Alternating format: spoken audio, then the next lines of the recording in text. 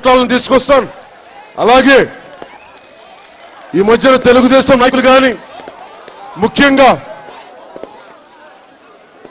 YCP నాయకులు బొత్స సత్యనారాయణ గారు చెప్తా ఉన్నారంట, మేము తెలుగుదేశంతో అమ్ముడైపోయాం, కుమ్ముక్కైపోయామని, తెలుగుదేశం కలిసి పోటీ చేస్తున్నామని.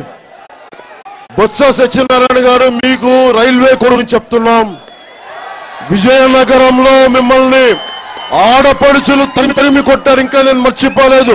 ఇంకోసారి మీరు తరిమి కొట్టించుకోవాలనుకుంటే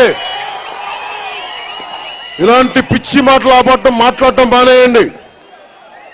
అలాగే మా క్యాడర్లో కన్ఫ్యూజన్ క్రియేట్ చేస్తా ఉన్నారు మీరు. నేను విజయనగరం వస్తాను, మీ సంగతి తేలుస్తాను విజయనగరంలోనే, గుర్తుపెట్టుకోండి. అలాగే జనసేన పార్టీ